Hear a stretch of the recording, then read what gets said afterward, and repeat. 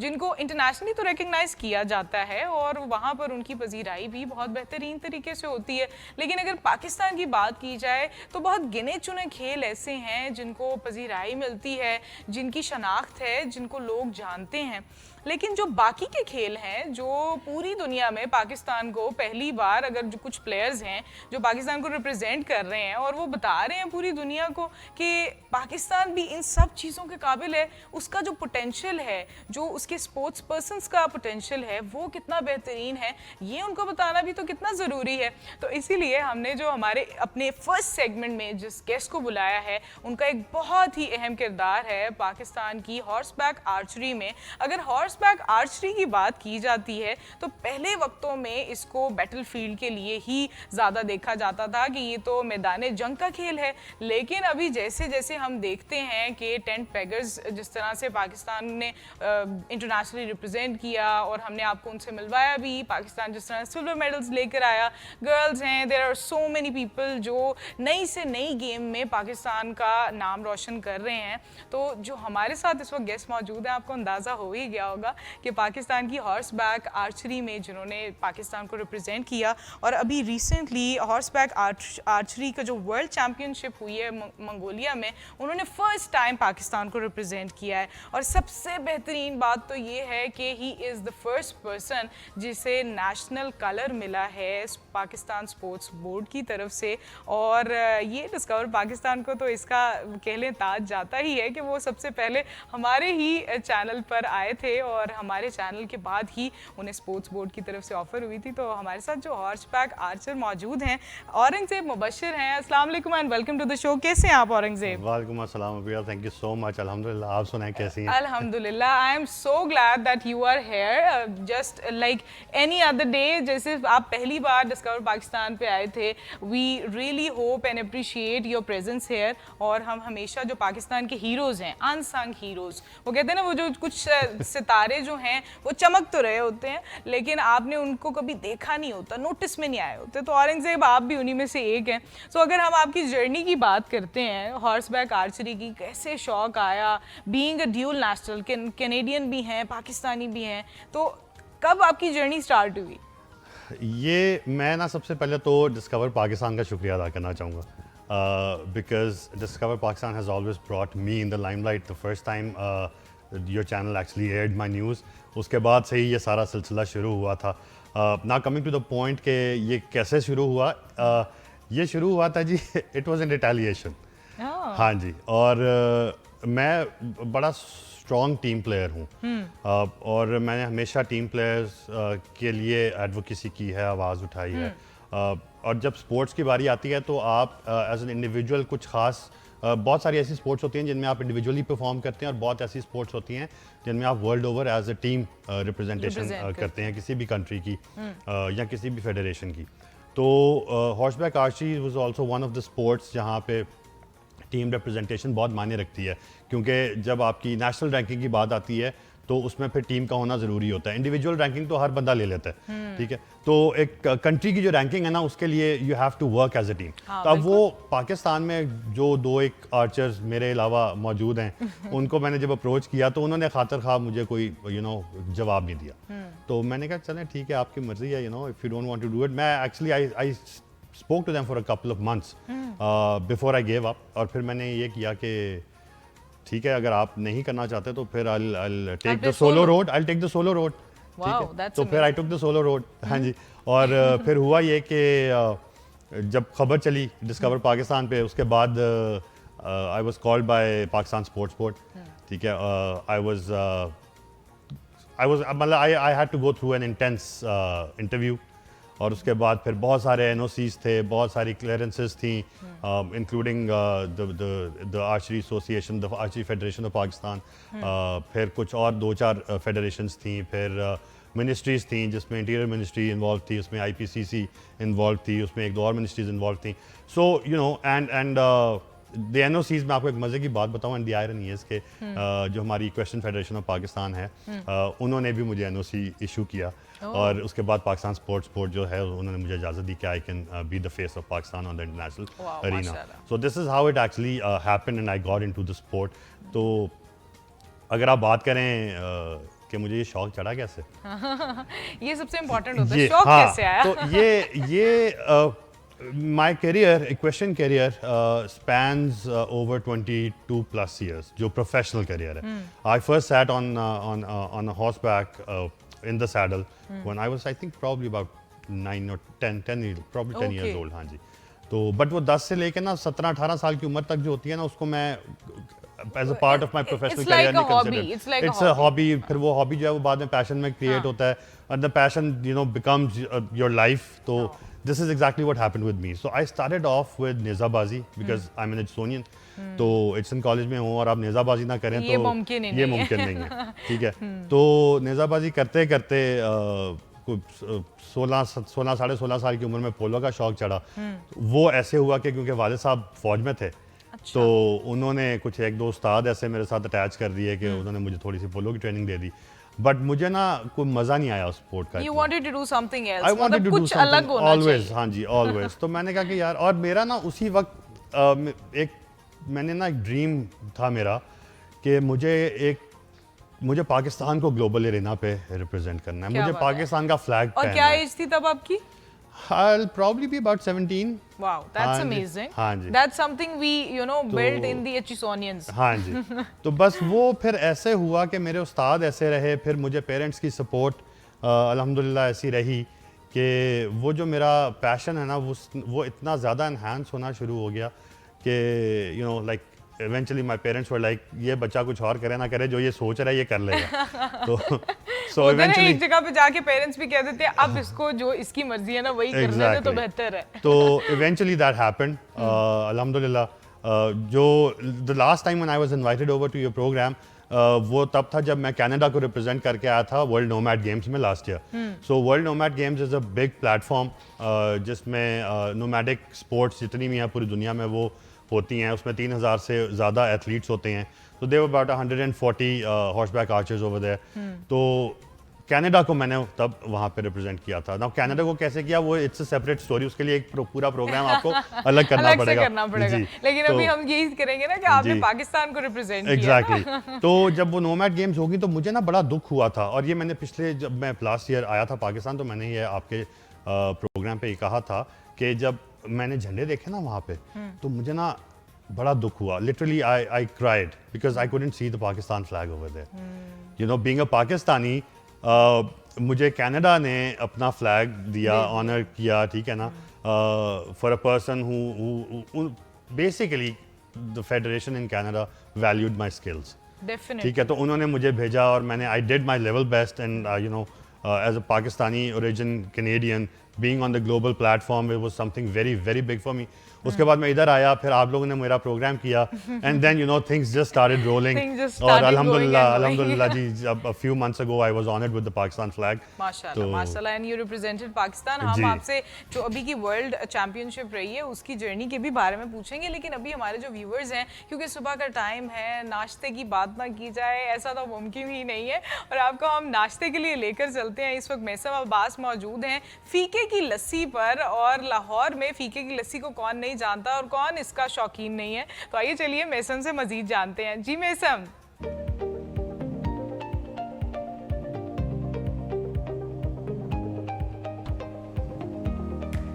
अस्सलामुअलैकुम जी, मैं हूं मैसम अब्बास। उम्मीद करता है कि आप खुश होंगे और आपकी वजह से बहुत सारे लोग खुश होंगे।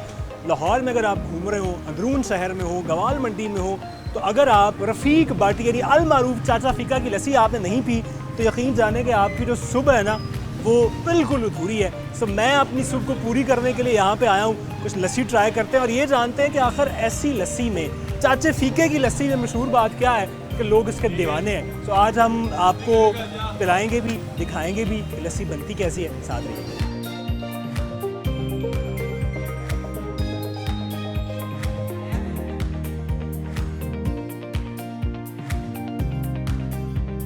जी हाँ, सो जैसे चाचा फ़ीका की लस्सी बनाई जाती है ना, वो पूरे लाहौर में बल्कि शायद पूरे पंजाब में, पूरे पाकिस्तान में नहीं बनाई जाती।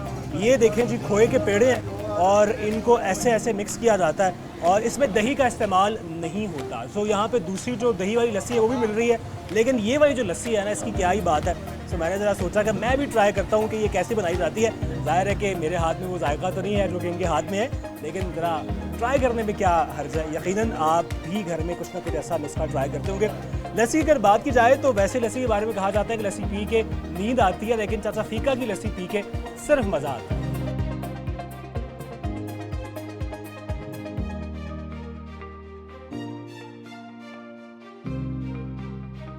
वाह वाह, क्या बात है जी। ये जी मशहूर चाचा फीका की लस्सी पेड़ों वाली, क्या बात है। ये देख रहे हैं आप, ऐसी लस्सी आपको पूरे पंजाब के, आप पूरे पाकिस्तान में नहीं मिलेगी। और इसको ज़रा ट्राई वैसे मैंने पहले की हुई, लेकिन दोबारा करते हैं।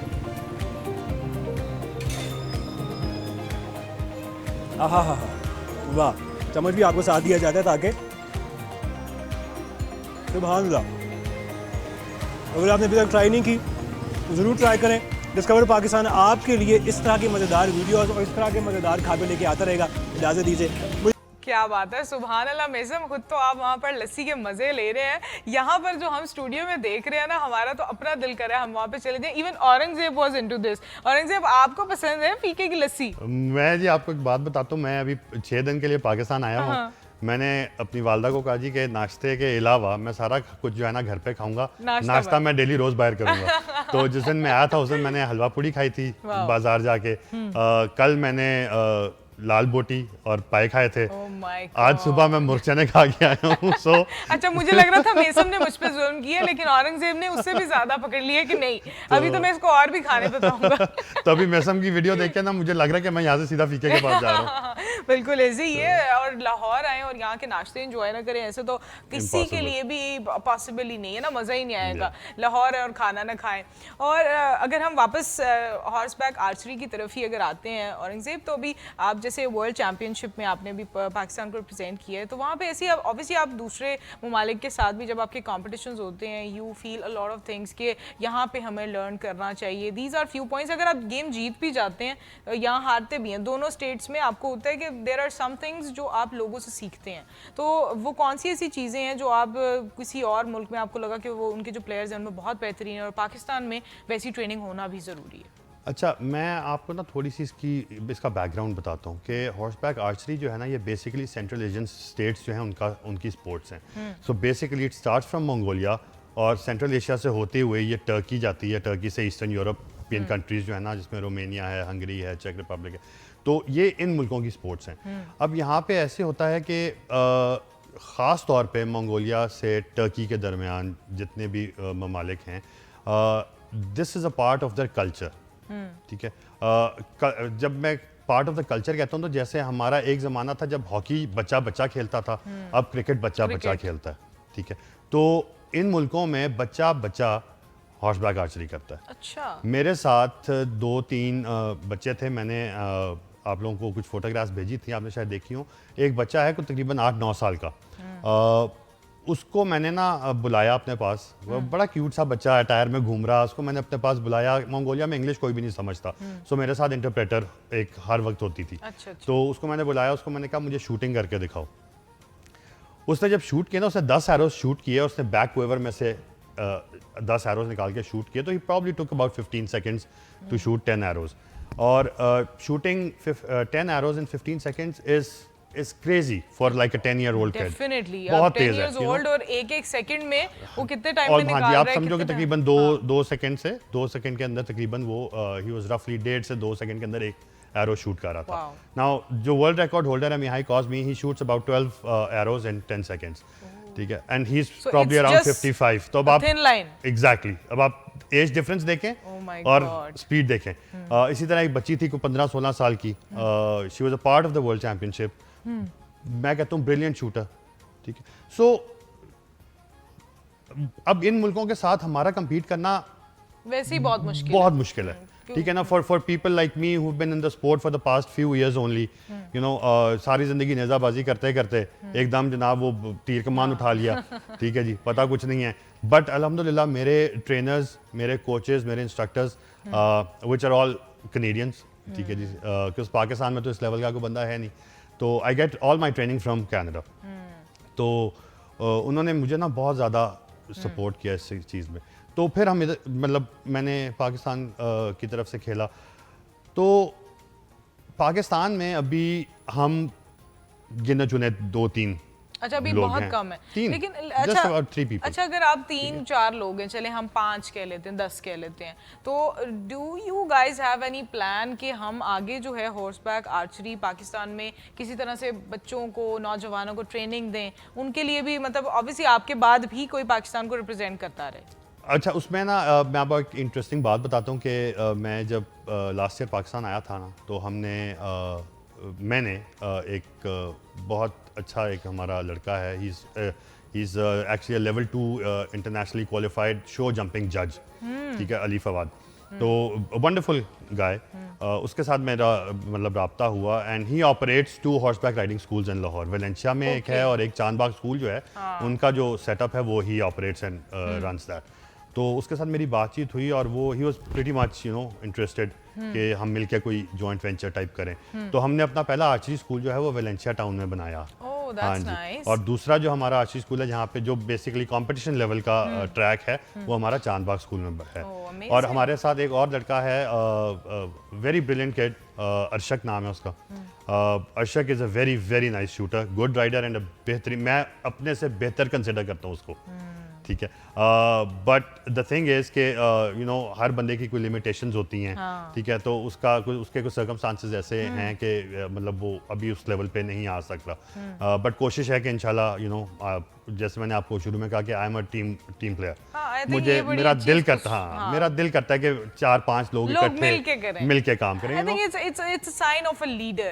जो लीडर्स होते हैं ना, उनके साथ लोग चलते हैं, they make teams, they are not dictators के मैं अकेला कर लूंगा। या आई थिंक यही खूबसूरती होती है किसी भी स्पोर्ट्स की, कि आप अगर टीम में खेल रहे हैं ना, सो यू लुक मोर आप एक खुल के आते हैं, मजा आता है। मतलब अभी मैं चैंपियनशिप पे था, तो it was a completely different experience, ठीक है, वो मैं आपको बताऊंगा जब आप मेरे से सवाल करेंगे। ठीक है, तो चलिए आपने अब कह दिया, मैं यही सवाल करूंगी, आप मुझे ये बताएं कि आपके साथ वर्ल्ड चैंपियनशिप में क्या क्या हुआ, अपना वो एक्सपीरियंस बताएं। मैं आपको generally I tell you about Mongolia because it's not a tourism destination, it's a very different country, ठीक है। No people hardly speak English, और नोमैडिक लाइफस्टाइल्स हैं उनके। more than about 70% of the population lives in their capital, which is Ulaanbaatar. तो बाकी सारा it's a nomad lifestyle. खाना उनका हम नहीं खा सकते, it's completely different. वो गोश्त बहुत ज़्यादा खाते हैं, मैं बहुत गोश्त खाता हूँ, बट क्योंकि it's not a Muslim friendly country. पूरे सिटी में there were only 5 halal restaurants. तो वो सिलसिला था। तो but in terms of the sport, it was a completely different. It was a phenomenal experience. मतलब मैंने अपनी ज़िंदगी में कभी इतने ज़्यादा हॉर्स बैक आर्चर्स एक प्लेटफॉर्म के ऊपर एक दूसरे को हेल्प करते हुए नहीं देखे। मैं being the only Pakistani horseback archer at the championship was being cheered by the teams of Taiwan and South Korea. And that's so beautiful. I love this thing about sports कि जब भी आप कभी स्पोर्ट्स की अगर बात की जाए ना, तो वहाँ पर they are appreciating the player. वो किसी भी और चीज़ से हट कर, अगर आपका कोई मतलब दुश्मन मुल्क भी है और उस पर भी अगर आपको लगता है ना कि आपका there are so many things जिसके साथ आप compete कर रहे हो, लेकिन अच्छा प्लेयर है तो you will always love them, आप उनको पसंद करोगे। Exactly. तो बिल्कुल, तो वो ना, और ये स्पोर्ट ऐसी है कि हर बंदा जो है वो एक दूसरे की हेल्प कर रहा है। And this because this was my fifth international event, मेरा एक्सपीरियंस जो है 5वीं दफ़ा वो ही रहा है कि इट्स लाइक एक दूसरे की हेल्प कर रहे हैं, सिखा रहे हैं। There are different types, there are different techniques of knocking the arrows, different types of techniques to shoot, ठीक है। तो हर कंट्री का जो है ना वो तकरीबन अपना स्टाइल है, ठीक है ना। हमारे जिस तरह like there are 4-5 different methods to shoot an arrow. तो मतलब एक मैं यूज़ करता हूँ, एक और कोई लड़का यूज़ करता है, बट हम एक टीम के अंदर हैं और हम 3-4 डिफरेंट स्टाइल्स यूज़ कर रहे हैं, ठीक है। तो वो ना फिर उससे ये होता है कि the teams come together, people come together, they cheer you. मैंने वीडियो भेजी जब हमारा रन हो रहा था ना झंडों के साथ, तो अब आप सोचें कि तकरीबन कोई 200 सवार था और वो हम चंगेज़ खान माउंटेन के ऊपर थे, तो वो तकरीबन ना बहुत बड़ा एक सर्कमफ्रेंस बना के तो उन्होंने ट्रैक के ऊपर से दौड़ना था घोड़ों ने। अच्छा। हम बैठे हुए थे। सो अब मैं पाकिस्तान का फ्लैग बेरर भी मैं था, पाकिस्तान की टीम भी मैं था, ठीक है। और मेरे सपोर्ट के लिए जो पाकिस्तान का फ्लैग था वो मंगोलियन लड़के ने उठाया हुआ था। So when we Started the race. नहीं, it was not the race, वो जो वो हमारा वो उसको हम परेड कहते हैं, अच्छा, parade कर रहे थे, okay. कैवलकेड कहते हैं। तो कैवलकेड में ना हम घोड़े फिर वॉक पे नहीं लेके जाते, there like at their full speed, Okay. ठीक है। हाँ, और मेरे हाथों में रासें नहीं होती हैं घोड़े की, तो एक हाथ में मेरे बो थी और एक हाथ में मेरे झंडा था, Okay. सी, और मैं ऐसे लहरा रहा था और एंड आई वाज गोइंग। आप यकीन नहीं करेंगी कि I was probably the only participant जिसके लिए जितना क्राउड था उसने इकट्ठे प्लस द टीम्स उन्होंने चेयर किया था। Wow, that's amazing. So it was amazing. Obviously, they were also appreciating the fact कि आप शायद पहले पाकिस्तानी हैं जो इंटरनेशनली पाकिस्तान को रिप्रेजेंट करें, तो definitely it really boost your confidence, आपको एक खुद अच्छा फील होता है एंड और ये बड़ी ज़रूरी है। आपको लगता है कि मतलब हर प्लेयर के लिए जो है ना ये सराहना बहुत ज़रूरी है? देखें, हम चलते ही मोटिवेशन के ऊपर हाँ, हैं। बिल्कुल। हमें आप मोटिवेट करते रहें, विल गिव आवर बेस्ट। हाँ, बिल्कुल ऐसे ही है। तो यू नो इट्स स्पोर्ट्स का मतलब ही है। हाँ, स्पोर्ट्स में यही तो स्पोर्ट्स का सारा मतलब ही है, वो हाँ। कहते हैं ना स्पोर्ट्समैन स्पिरिट, ये वो सब कुछ आता ही ऐसे है कि जब आप उनको अप्रिशिएट कर रहे होते हैं। लेकिन औरंगजेब, जैसे आपको नेशनल कलर तो मिला है, लेकिन फंडिंग की क्या वो सिचुएशन है? क्योंकि बहुत सारे लोग जो हैं नौजवान, वो कह रहे होंगे हम भी हॉर्स बैक आर्चरी में आते हैं, कुछ ना कुछ सीखते हैं आपसे, या आपके जो टीम मेंबर्स हैं जो भी आपके साथ कोलैबोरेट कर रहे हैं उनसे कुछ सीखते हैं। सीखने के बाद व्हाट इज़ द प्रोसेस? अच्छा, उसमें प्रोसेस ये है कि अगर तो आप मैं आप सारों को यही बताऊंगा कि अगर तो आप लोगों ने प्रोफेशनली हॉर्सबैक आर्चरी में आना है, so it's a must that you join a school, you have to have a trainer. ये ऐसे नहीं है जी कि आपने मतलब वो आपने लिटरली हवा में तीर नहीं चलाने हैं, ठीक है, आपने टारगेट्स पे तीर चलाने हैं। देयर आर स्पेसिफिक्स, बोस के साइजेस हैं, बोस की टेंसाइल स्ट्रेंथ्स हैं, बोस के वेट्स हैं, आपकी बॉडी वेट, आपका बॉडी वेट काउंट करता है, आपके पुल काउंट करते हैं। So you know there's a lot of things that have to be taken into consideration when you get into this sport.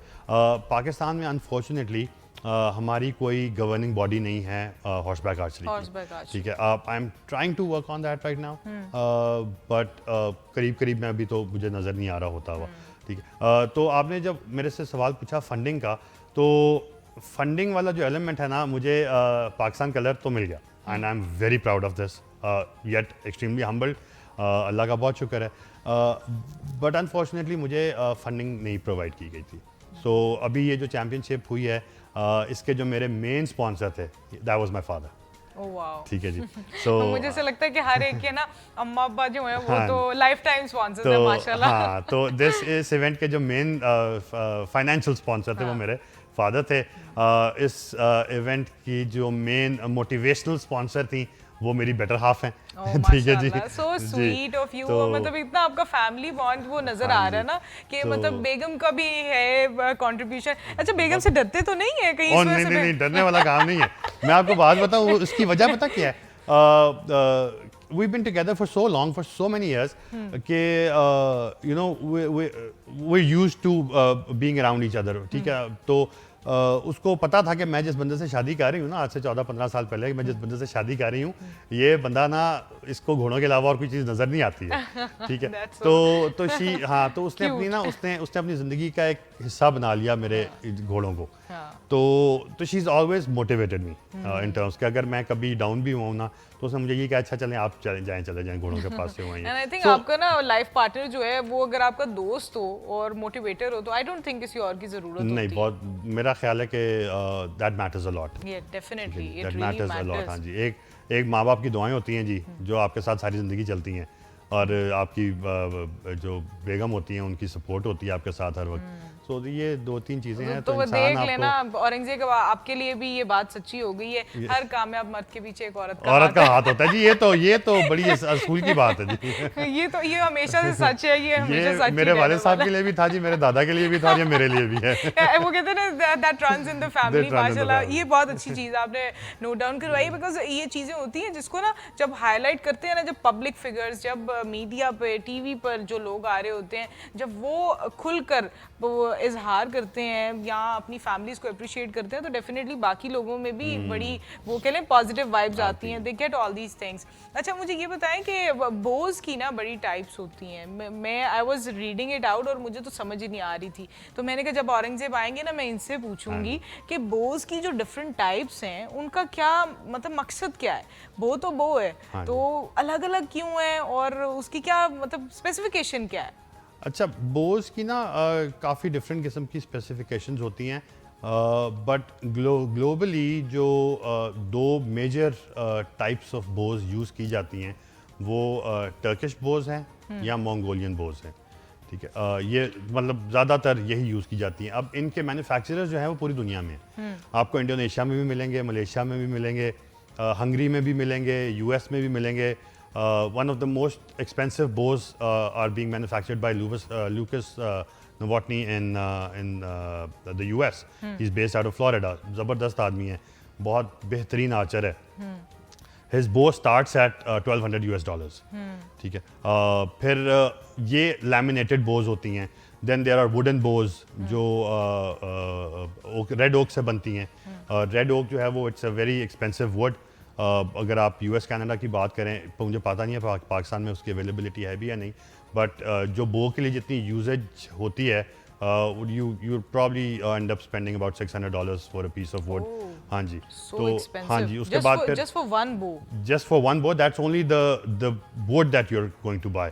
उसके बाद ये होता है कि उसके ऊपर जो हाँ, वो जो हाँ सब जी, लगेगा वो तो अलग है। एग्जैक्टली जो It's काम just लगना वो है, रॉ जैसे आ रहा है अभी आपके पास एग्जैक्टली कोई ठीक है। चीज़। फिर the most expensive bows are horn bows. Okay। Now horn bows are actually made by the ये जो जानवरों के सींग होते हैं ना, उनसे बनती हैं। ओह, ठीक है जी, वो मार्कोर मुझे से वो- या I आइबेक्स से। personally feel कि ये मंगोलिया के अपने वो एक कल्चर का तो नहीं है वो जैसे वहाँ पर होते हैं। ये टर्क्स का भी और मंगोल्स का भी दोनों ऐसे ही का है, है ना, क्योंकि वो टर्क्स का भी। नेचुरल एलिमेंट से बनती हैं। उस बो की प्रोसेसिंग, उसका जो प्रोसेसिंग टाइम है ना, मैन्युफैक्चरिंग टाइम सॉरी, वो that is somewhere about a year to a year and a half. उसको तकरीबन मैक्सिमम 1.5 साल लगता है मैन्युफैक्चर करने में। ठीक है, and that is one of the most expensive Bhoj in the world. They start at $2,500 and they go up till about $4,500 US dollars की मैं बात कर रहा हूँ। सो when you have like you know, और फिर उसकी टेंसाइल स्ट्रेंथ होती है, जो उसकी पावर होती है, पाउंडेज हम उसको बोलते हैं, वो ऐसे समझाई नहीं जा सकती। उसके लिए प्रैक्टिकल करना है तो उसके लिए आपको फिर किसी दिन दावत देंगे अपने ट्रैक पे। हाँ, ठीक है, इंशाल्लाह।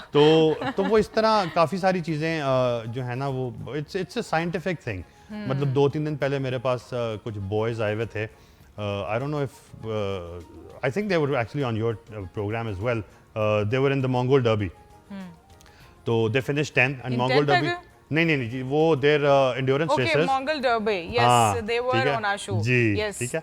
They were also Echusonians। Exactly, ठीक है, वो मेरे we met juniors he them। हैं। ठीक है, Oh, so that's they were nice। Over at my place couple of days ago. तो वो मेरे से पूछ रहे थे इस चीज़ के बारे में, because they are interested, so I want to bring them on board. ठीक है, तो उनको मैं समझा रहा था कि यार मतलब यू नो स्ट्रेंथ किस तरह की होती है बो की, उसकी पाउंडेज कैसे होती है। So when you talk about poundage, it's the weight that you are pulling on the bow. It starts for like really beginners, it starts at 25 pounds, और प्रोफेशनल जो हैं they go up to 60 pounds. जब हम घोड़े पे बैठे होते हैं तो we are pulling an average between 35 to 42 pounds of weight. हाँ जी, तो उसके फिर एरो साइजेस होते हैं। एरोज की डिफरेंट किस्में होती हैं, बैम्बू एरोज होते हैं, वुडन एरोज होते हैं, तो इसके ऊपर तो पूरी एक रिसर्च हो सकती है। कार्बन फाइबर के एरोज होते हैं। तो it's a complete, it's a science. Definitely it is. Her sport में कोई ना कोई साइंस होती है, इसीलिए तो स्पोर्ट्स साइंस की डिग्रीज भी होती हैं और उसमें लोग पढ़ तो लेते हैं लेकिन थोड़ा सा ना काम भी किया करें। देखिए इतनी बेहतरीन चीज़ें हैं। हम इसमें अब अगर पाकिस्तान की बात करें तो पाकिस्तान में भी बहुत सारी चीज़ें हम कर सकते हैं। जैसे फुटबॉल्स हैं, वो भी पाकिस्तान की मैन्युफैक्चर हैं, और लास्ट जो हमारा वर्ल्ड कप हुआ था उसमें भी पाकिस्तान के ही फुटबॉल्स यूज़ किए गए थे। तो अगर हम इस तरह के स्पोर्ट्स को भी प्रमोट करने के साथ साथ हम इनकी जो एक्सेसरीज हैं या कह लें जो भी स्पोर्ट्स किट हैं उनको भी पाकिस्तान में मैन्युफैक्चर करना स्टार्ट करेंगे तो हमें इंटरनेशनली भी रेवेन्यू जनरेट होगा। लेकिन हमारी ये गुफ्तगू का सिलसिला तो इसी तरह से जारी रहेगा। लेकिन अभी हम आपको एशिया के सबसे कदीम तरीन शहर पेशावर के हवाले से एक खूबसूरत सी डॉक्यूमेंट्री है, वो दिखाते हैं।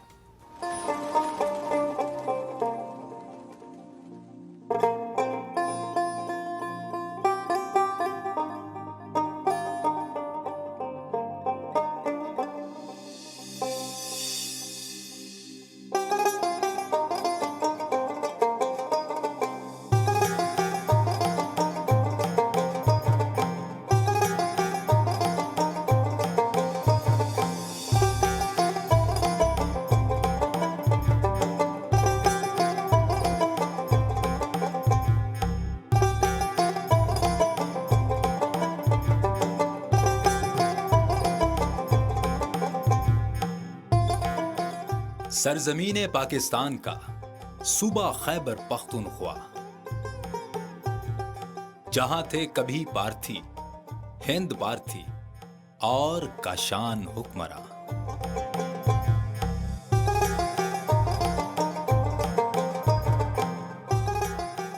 आज खुलता है बाब एशिया के कदीम तरीन शहर का। आइए करते हैं सफर जरा पेशावर का।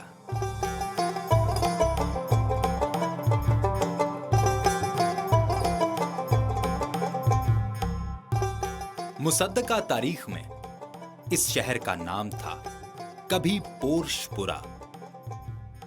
दूसरी सदी ईसवी में वस्ती एशिया का तोचारी कबीला कुछ अरसे के लिए यहां का हुक्मरान रहा।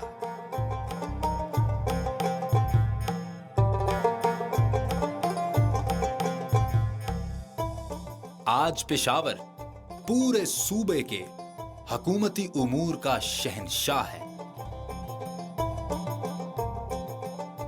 तारीखी अहमियत के साथ साथ आज ये शहर तरक्की का भी एक जहां है।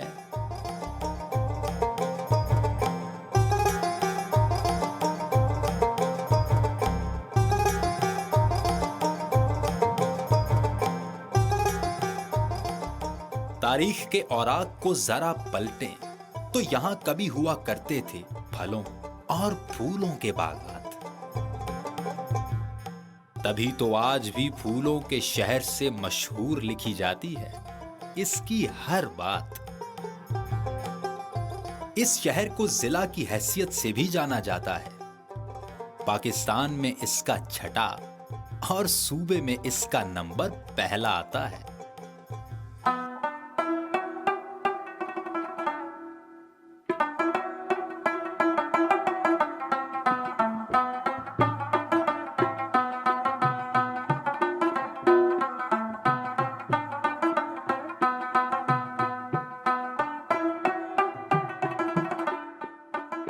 एक 1000 साल पुरानी तारीख का आईनादार है यहां का किस्सा खानी बाजार।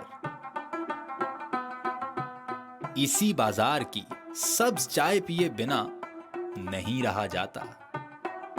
इसी चाय को मकामी जबान में है पेशावरी कहवा कहा जाता।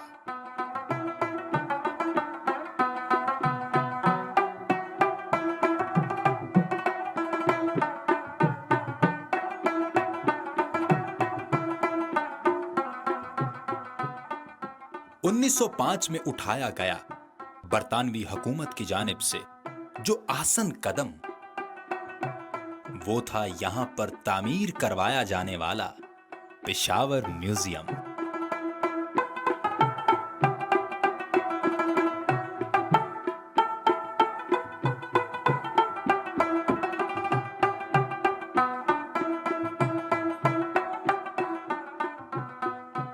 इस म्यूजियम को विक्टोरियल हॉल भी कहा जाता है, जिसमें 14,000 के करीब कदीमी चीजों का नजारा किया जाता है।